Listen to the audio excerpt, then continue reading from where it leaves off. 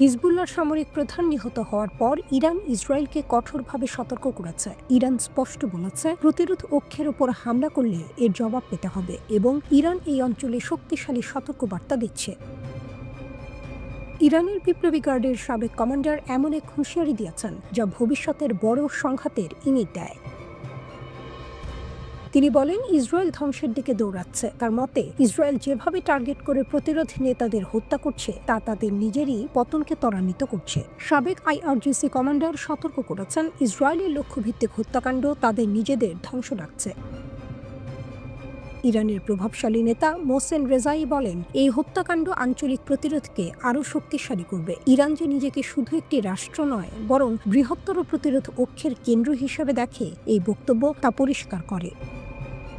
তিনি কেরমানের এক শোক সভায় বলেন, প্রতিটি শহীদ কমান্ডার ইসরায়েলকে পতনের আরও কাছে ঠেলে দেয়। তার অভিযোগ ছিল, ইসরায়েল মনে করে প্রতিরোধী নেতাদের হত্যা করলেই জাতিগুলোকে নিয়ন্ত্রণে আনা যাবে, কিন্তু তা পুরোপুরি ভুল ধারণা। তিনি আরও বলেন, এই কমান্ডাররা শুধু কোনো সংগঠনের নন, পুরো জাতির সম্পদ, তাই তাদের মৃত্যু আরও বড় প্রতিক্রিয়া তৈরি করবে। এটি ইরানের অবস্থানকে শক্তভাবে তুলে ধরে। তারা প্রতিরোধ কমান্ডারদের আঞ্চলিক নায়ক হিসেবেই মনে করে। এই বক্তব্যের পর আসে খবর, হিজবুল্লাহ বৈরুতে হাইথাম তাবাতাবাইয়ের মৃত্যুর খবরটি নিশ্চিত করেছে। আরও বলা হয়, হিজবুল্লাহ জানিয়েছে তাবতাবাই এবং আরও 4 জন দক্ষিণ বৈরুতে ইসরায়েলি হামলায় নিহত হয়েছেন।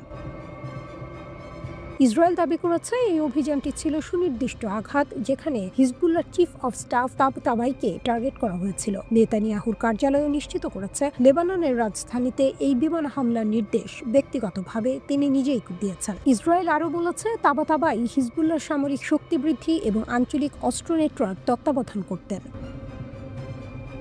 লেবাননের রাজধানী বৈরুতের দক্ষিণ পশ্চিমের শহরতলিতে হামলা চালিয়ে হিজবুল্লাহর শীর্ষ কর্মকর্তা হাইথাম আলী তাবতাবাইকে হত্যা করেছে ইসরায়েল। প্রায় 1 বছর আগে লেবাননের সশস্ত্র গোষ্ঠী হিজবুল্লাহর সঙ্গে ইসরায়েলের একটি যুদ্ধবিরতি চুক্তি হয়। তারপরও 23 নভেম্বর হিজবুল্লাহর অবস্থান লক্ষ্য করে ওই হামলা চালায় ইসরায়েল। লেবাননের গণমাধ্যম সতর্ক করে দিয়েছে, এত উচ্চ পর্যায়ের কমান্ডারকে হত্যা করলে বড় ধরনের প্রতিশোধ আসতে পারে। এদিকে ইরান জানিয়েছে, ইসরায়েলের এসব কর্মকাণ্ড অঞ্চলকে অস্থিতিশীল করছে এবং এর কঠিন পরিণতি আসবে। ইরান স্পষ্ট জবাব দিচ্ছে যে প্রতিরোধ অক্ষকে দমন করা যাবে না, বরং এসব হামলা তাদের আরও একত্রিত করবে। অন্যদিকে ইসরায়েলের প্রধানমন্ত্রী বলেছেন, হামলার পর হিজবুল্লাহ ও হামাসকে লক্ষ্য করে আরও অভিযান চালানো হবে। 2023 সালের অক্টোবর থেকে 2024 সালের নভেম্বর পর্যন্ত চলা যুদ্ধে ইসরায়েল ইরান সমর্থিত হিজবুল্লাহ নেতৃত্বের বড় অংশ ধ্বংস করে দিয়েছে। পরে যুক্তরাষ্ট্রের মধ্যস্থতায় ইসরায়েল ও হিজবুল্লাহ একটি যুদ্ধবিরতি চুক্তিতে স্বাক্ষর করে। ইসরায়েলের সঙ্গে সংঘাতের পর হাইথাম আলী তাবতাবাইকে হিজবুল্লাহর চিফ অফ স্টাফ হিসেবে নিয়োগ দেওয়া হয়েছিল।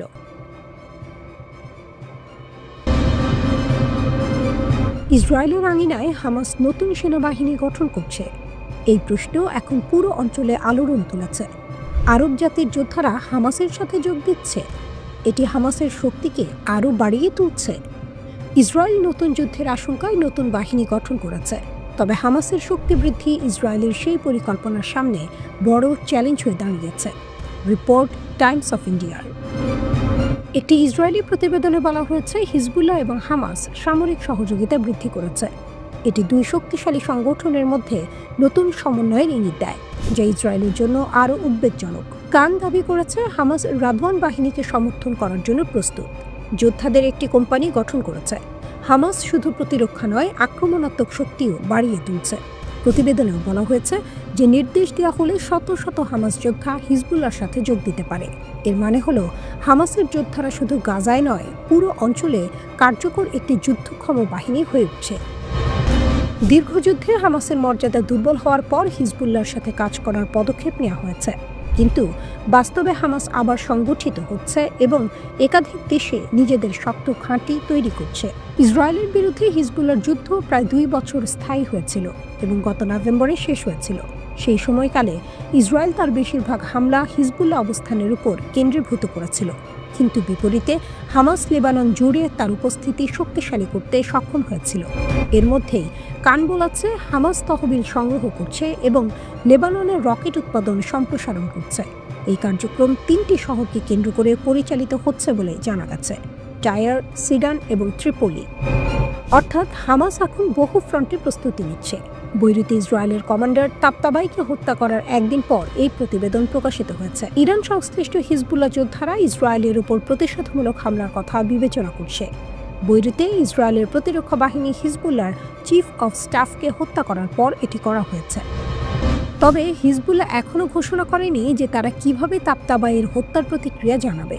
হিজবুল্লাহ কর্মকর্তা মাহমুদ কামাতি বলেছেন, এই হামলা ইসরায়েলের আরেকটি যুদ্ধবিরতি লঙ্ঘন।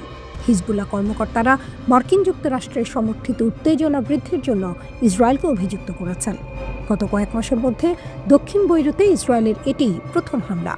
এমন এক সময়ে এই ঘটনা ঘটল যখন সম্প্রতি হিজবুল্লাহ সংশ্লিষ্ট ব্যক্তি ও নিশানার ওপর হামলা জোরদার করেছে ইসরায়েল।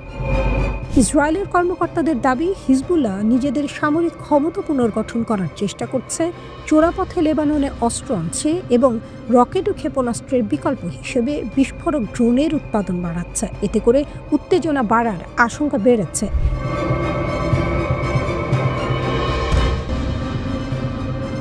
এ যেন মরুভূমির বুকে ইস্পাত ঝড়ের জন্মকথা, যেন নিঃশব্দ রাত ছিঁড়ে ছুটে আসা অদেখা ভুবনের গল্প। একসময়ে যার ডানা ছিল শুধু আত্মরক্ষার আকাশে, আজ সে ডানা উড়ে বেড়ায় বৈশ্বিক শক্তির মানচিত্রে। ইরানের ড্রোন সস্তা, সরল কিন্তু অকল্পনীয় শক্তিতে ভরপুর। বিশ্বকে শিখিয়েছে আধিপত্য টাকার জোরে নয়, বুদ্ধির ধারেই গড়া যায়। শাহেদের তীক্ষ্ণ আত্মঘাতী ডাক, মোজাহিরের নীরব শিকারী দৃষ্টি, আবাবিলের নিরন্তর নজর, সব মিলিয়ে ইরান লিখছে প্রযুক্তির এমন মহাকাব্য যার প্রতিটি পাতায় কাঁপছে প্রতিপক্ষের বুক। একসময় শুধু নিজেদের দেশের প্রতিরক্ষার জন্য ব্যবহৃত হলেও ইরানের ড্রোন প্রযুক্তি আজ আন্তর্জাতিক মহলে বিশেষ পরিচিতি লাভ করেছে। এর মূল কারণ হলো কম খরচে অত্যন্ত কার্যকর ড্রোন তৈরি করার ক্ষেত্রে ইরানের সফলতা, যা তাদেরকে বিশ্ববাজারে একটি মজবুত অবস্থানে নিয়ে এসেছে। গত 10 বছরের ড্রোন শিল্পে ইরানের এই অভাবনীয় অগ্রগতি দেখে সামরিক বিশ্লেষকরাও অবাক। তাদের সাফল্যের রহস্য কোনো জটিল বা অত্যাধুনিক প্রযুক্তি নয়, বরং সহজ, নির্ভরযোগ্য এবং সাশ্রয়ী প্ল্যাটফর্ম তৈরির দিকে মনোযোগ দেওয়া। বাণিজ্যিকভাবে সহজেই পাওয়া যায় এমন যন্ত্রাংশ ব্যবহার করে ইরান এমন সব ড্রোন তৈরি করেছে যা যুদ্ধক্ষেত্রে দ্রুত এবং বৃহৎ পরিসরে ব্যবহার করা সম্ভব। এটি ইরানের সামরিক শক্তির অন্যতম দিক। ইরানের ড্রোনের মধ্যে সবচেয়ে বেশি আলোচনা এসেছে শাহেদ 136। এটি হলো এক ধরনের লয়টারিং মিউনিশন বা কামিকাজে ড্রোন, যা লক্ষ্যবস্তুতে আঘাত হানার জন্য কেবল একমুখী মিশনে ব্যবহার করা হয়।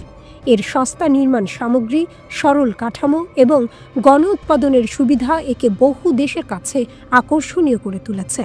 এর ফলস্বরূপ রাশিয়া থেকে শুরু করে ইয়েমেন পর্যন্ত বিভিন্ন দেশে এই ড্রোনটির নকল বা লাইসেন্স করা সংস্করণ ইতোমধ্যেই ব্যবহৃত হচ্ছে। আরও উন্নত শ্রেণীর ড্রোন হল মোহাজের 6। এটি মাঝারি উচ্চতায় এবং দীর্ঘ সময় ধরে আকাশে ভেসে থাকতে সক্ষম একটি কমব্যাট ড্রোন। নজরদারি চালানো, তথ্য সংগ্রহ করা থেকে শুরু করে সুনির্দিষ্ট স্থানে হামলা চালানো, সব কাজই এই ড্রোনটি করতে পারে।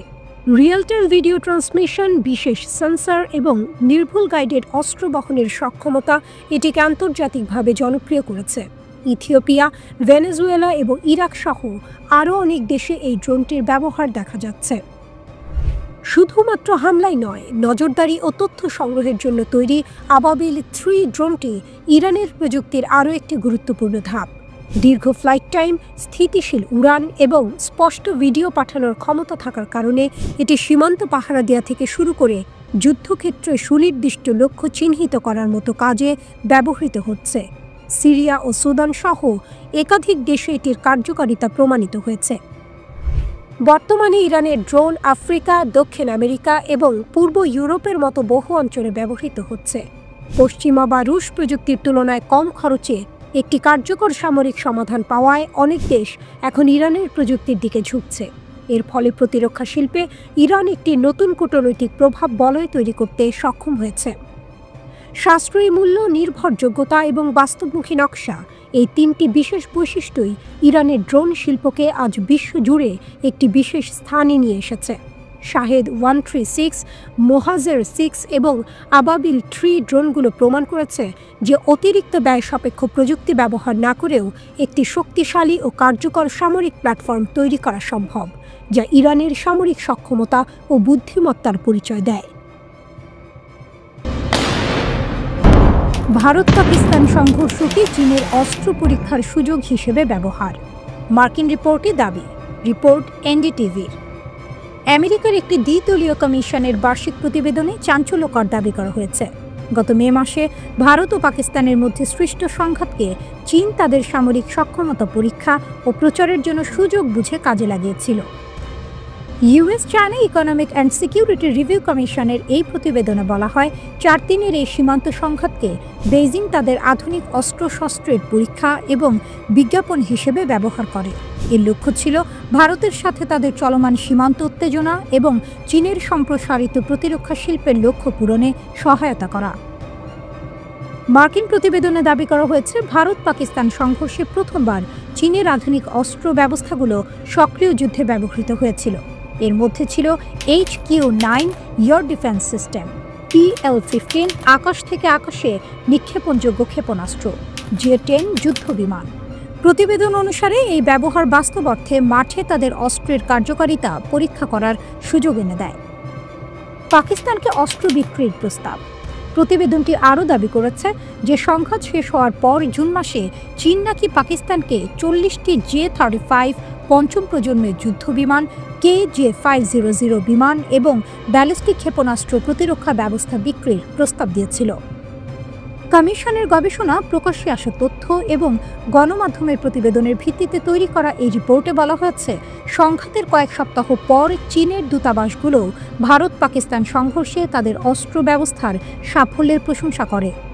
একে অস্ত্র বিক্রি বৃদ্ধির একটি প্রচেষ্টা হিসেবে চিহ্নিত করা হয়েছে। তবে প্রতিবেদনটি আরও উল্লেখ করেছে যে মে মাসের এই সংঘাতকে প্রক্সি যুদ্ধ বলা হলে উস্কানিদাতা হিসেবে চীনের ভূমিকাকে বাড়িয়ে বলা হবে। ফরাসি রাফাল যুদ্ধ বিমান নিয়ে ভুয়া তথ্য প্রচার। প্রতিবেদনে আরও একটি গুরুতর অভিযোগ আনা হয়েছে, ভারত পাকিস্তান সংঘাতের পর চীন ফরাসি রাফাল যুদ্ধ বিমানকে হেয় করার জন্য ভুয়া তথ্য প্রচার চালিয়েছিল।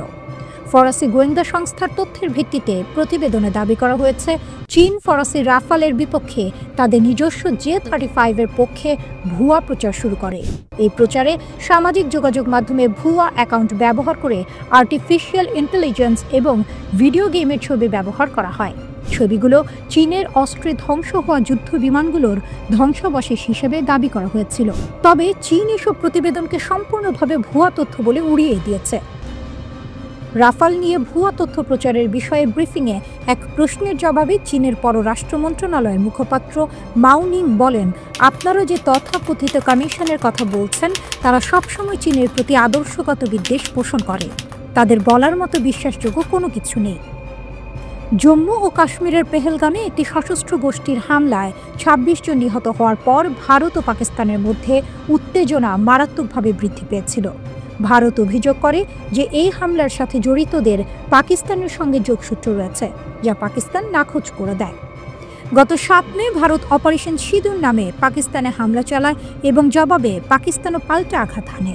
পাল্টাপাল্টি হামলার পর সংঘাত শুরু হয়, যা 4 দিন ধরে চলে। মার্কিন প্রেসিডেন্ট ডোনাল্ড ট্রাম্প দাবি করেছিলেন যে তার মধ্যস্থতায় 10 মে 2 দেশ যুদ্ধবিরতিতে রাজি হয়েছে। বৈরুতের হামলার পর গর্জে উঠেছে হিজবুল্লাহ। ইসরায়েল এখন চরম সতর্কতায়। হিজবুল্লাহ জানিয়ে দিয়েছে, অন্যতম শীর্ষ নেতা তাবতাবাই হত্যার পর তাদের প্রতিক্রিয়া হবে ভয়ঙ্কর এবং অপ্রত্যাশিত। আমাদের সামরিক প্রধানকে হত্যা করে ইসরায়েল সেই লাল রেখা পেরিয়ে গেছে। ইরান সমর্থিত হিজবুল্লাহ যোদ্ধারা এখন ইসরায়েলের বিরুদ্ধে প্রতিশোধমূলক আঘাত বিবেচনা করছে, কারণ ইসরায়েলি প্রতিরক্ষা বাহিনী বৈরুতে হামলা চালিয়ে হিজবুল্লাহ চিফ অফ দ্য স্টাফকে হত্যা করেছে। তবে হিজবুল্লাহ এখনও ঘোষণা করেনি তাবতাবাইয়ের হত্যার জবাব কিভাবে দেয়া হবে। হিজবুল্লাহ কর্মকর্তা মাহমুদ কোমাতি বলছেন, এই হামলা ইসরায়েলের আরেকটি যুদ্ধবিরতি লঙ্ঘন। আরও অভিযোগ উঠেছে, ইসরায়েল এই সংঘর্ষকে ইচ্ছা করে বাড়াচ্ছে, আর সেই উস্কানিতে পাশে রয়েছে যুক্তরাষ্ট্র। দক্ষিণ লেবাননে যুদ্ধবিরতি থাকা সত্ত্বেও হিজবুল্লাহ এখনও ইসরায়েলি হামলা সহ্য করে যাচ্ছে, যেন বলছে, তোমাদের পাল্টা আঘাত করব, কিন্তু সময়টা আমরা ঠিক করব। এদিকে নেতানিয়াহুর স্বীকারোক্তি এসেছে, তাবতাবাইকে টার্গেট করে বৈরুতে এই সামরিক হামলা চালিয়েছে ইসরায়েল। লেবাননের স্বাস্থ্য মন্ত্রণালয় জানিয়েছে হামলায় 5 জন নিহত হয়েছে, 25 জন আহত। তাবতাবাই ছিলেন হিজবুল্লাহর কিংবদন্তি ইউনিট রাদওয়ানের নেতা। যুদ্ধের মুহূর্তে তিনি ছিলেন প্রস্তুতির কেন্দ্রবিন্দু, সেই মস্তিষ্ক যে শত্রুর আগাম নড়াচড়া আন্দাজ করে যোদ্ধাদের সাজিয়ে নিতেন। তিনি ছিলেন আকিলের উত্তরসূরি, যাকে 2024 সালের হামলায় হত্যা করা হয়েছিল। কিন্তু হাইথাম আলী তাবতাবাই কে ছিলেন? হিজবুল্লাহ প্রতিষ্ঠার পর থেকেই তিনি ইসলামিক রেজিস্ট্যান্সের সঙ্গে যুক্ত ছিলেন। 93 ও 96 সালের ইসরায়েলি আগ্রাসনের সময় তিনি ছিলেন ফ্রন্ট লাইনের সাহসী যোদ্ধা। 1996 থেকে 2000 সালের লেবানন মুক্তি পর্যন্ত তিনি নেতৃত্ব দিয়েছেন নাবাতিয়ে অক্ষ কমান্ড। অধিকৃত শেবা ফার্মসে বীরত্বপূর্ণ বিরকাত আল নাক্কার অভিযানে তিনি ছিলেন কমান্ডার। 2000 থেকে 2008 পর্যন্ত তিনি নেতৃত্ব দেন খাইম অক্ষ কমান্ড। 2006 সালের জুলাই যুদ্ধের সময় খাইম অক্ষ বরাবর তিনি নেতৃত্ব দেন অগণিত সাহসী মুখোমুখি লড়াই, যেখানে ইসরায়েলি বাহিনী বুঝেছিল হিজবুল্লাহর মাটিতে হামলা মানেই আগুনে হাত দেয়া। হাজ ইমাদ মুখ নিয়ে শহীদ হওয়ার পর তিনি ইন্টারভেনশন ফোর্সের দায়িত্ব নেন এবং মাত্র কয়েক বছরের মধ্যেই হিজবুল্লাহর আক্রমণ সক্ষমতাকে নতুন উচ্চতায় নিয়ে যান। ইরান বিরোধী সশস্ত্র গোষ্ঠীগুলোর বিরুদ্ধে লেবাননের পূর্ব সীমান্তে তিনি গড়ে তোলেন অপারেশনাল স্ট্রাকচার। তার হাতেই জন্ম নেয় আজকের ভয়ঙ্কর রাদওয়ান ফোর্স, যারা ইসরায়েলের উত্তর সীমান্তে আতঙ্ক ছড়িয়েছে। পুরো এক্সেস অব রেজিস্ট্যান্সে তিনি ছিলেন উচ্চ পর্যায়ের অন্যতম কৌশলগত মস্তিষ্ক। আল আকসা ফ্লাড অভিযানের সময় তিনি নেতৃত্ব দেন অপারেশন স্টাফ, যেখানে প্রতিরোধের আগুন ভস্মীভূত করে দেয় ইসরায়েলি হিসাব নিকাশ। তাবতাবাইয়ের মৃত্যুর পর যেন বাতাসে ভাসছে প্রতিশোধের গন্ধ। হিজবুল্লাহ চুপ আছে, কিন্তু তাদের নীরবতার ভিতর শব্দ হচ্ছে আগ্নেয়গিরির গর্জন। একটাই প্রশ্ন, তাদের প্রতিশোধ কখন শুরু হবে? মধ্যপ্রাচ্যে নতুন যুদ্ধের আশঙ্কা। ইরান বলছে তারা প্রস্তুত। তেহরান ইসরায়েলের বিরুদ্ধে 2000 ক্ষেপণাস্ত্রের ব্যারেজ নিক্ষেপের প্রস্তুতি নিচ্ছে। চীন ও রাশিয়া নতুন অক্ষ তৈরি করে ইসরায়েলের বিরুদ্ধে যুদ্ধের জন্য ইরানকে অস্ত্র সরবরাহ করছে। ইসরায়েলের প্রতিরক্ষা সংকট প্রকাশ্যে এসেছে, ক্ষেপণাস্ত্রের মজুদ প্রায় শেষ। ইসরায়েলকে সামরিক শক্তিতে পিছিয়ে ইরান কিভাবে আকাশপথে সম্পূর্ণ আধিপত্যের দাবি করল? ইসরায়েলি প্রতিরক্ষা ঢাল ফাটল ধরায় মার্কিন যুক্তরাষ্ট্র সতর্ক করে বলেছে, আমরা সারাদিন ক্ষেপণাস্ত্র আটকাতে পারব না। ইরানের যুদ্ধের প্রস্তুতি ও সামরিক সক্ষমতা বৃদ্ধি। জানা গেছে ইরান তার ঘোর শত্রু ইসরায়েলের সাথে পরবর্তী দফা শত্রুতার আভাস পাচ্ছে। হুমকি বাড়তে থাকায় ইরান আরেকটি যুদ্ধের জন্য ধীরে ধীরে তার অস্ত্র উৎপাদন বাড়াচ্ছে। বিশ্লেষকরা সতর্ক করেছেন যে ইসরায়েল এবং ইরানের মধ্যে আরেকটি যুদ্ধ শুরু হওয়া শুধুমাত্র সময়ের ব্যাপার। সম্প্রতি IAEA ফাইন্যান্সিয়াল টাইমসকে জানিয়েছে ইরানের সমৃদ্ধ ইউরেনিয়ামের মজুদ যুদ্ধে অক্ষত রয়েছে।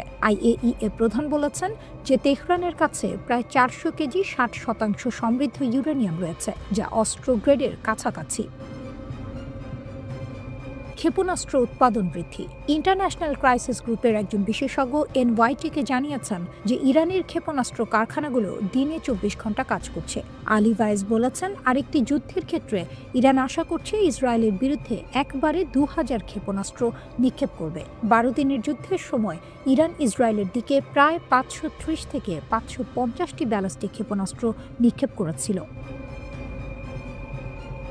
প্রায় 48টি ইরানি ক্ষেপণাস্ত্র ইসরায়েলি ভূখণ্ডে প্রবেশ করে আঘাত হানে, যার ফলে 28 জন বেসামরিক নাগরিক নিহত হয়। ইরানের পররাষ্ট্রমন্ত্রী তেহরানের ক্ষেপণাস্ত্র সক্ষমতা সুপার স্পিড করার বিষয়ে গর্ব করেন। আব্বাস আরাকচি বলেছেন, আমাদের ক্ষেপণাস্ত্র শক্তি 12 দিনের যুদ্ধের চেয়ে অনেক বেশি। 12 দিনের যুদ্ধে শত্রু তার সমস্ত উদ্দেশ্য অর্জনে ব্যর্থ হয়েছে এবং পরাজিত হয়েছে। তিনি আরও বলেন, ওই যুদ্ধে জায়নবাদী শাসনের আকাশ ইসলামী প্রজাতন্ত্রের নিয়ন্ত্রণে ছিল এবং কোনো প্রতিরক্ষামূলক স্তর আমাদের ক্ষেপণাস্ত্রকে থামাতে পারেনি।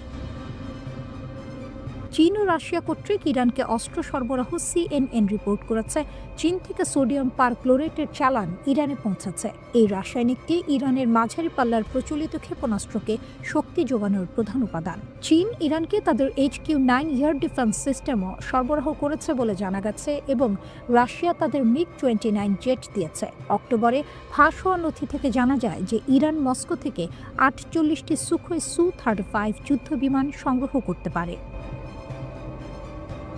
এক সপ্তাহের যুদ্ধের পর ইসরায়েলের কাছে মাত্র 12 দিনের প্রতিরক্ষা ক্ষেপণাস্ত্রের মজুদ ছিল বলে রিপোর্ট করা হয়। যুদ্ধের 5 দিন পর 18 জুন একজন সিনিয়র মার্কিন কর্মকর্তা ইসরায়েলের প্রতিরক্ষা সংকটের কথা প্রকাশ করেন। ওই কর্মকর্তা দ্য ওয়াল স্ট্রিট জার্নালকে জানান, ইসরায়েলের অ্যারো সিস্টেমের সরবরাহ কমে আসছিল। Centre for strategic and international স্টাডিজের পরিচালক টম কারাকো বলেন, মার্কিন যুক্তরাষ্ট্র বা ইসরায়েল কেউই সারাদিন বসে ক্ষেপণাস্ত্র ইন্টারসেপ্ট করা চালিয়ে যেতে পারে না। ইসরায়েল সম্প্রতি অ্যারো ইন্টারসেপ্টরের উৎপাদন দ্রুত করার জন্য একটি উৎপাদন চুক্তিতে স্বাক্ষর করেছে।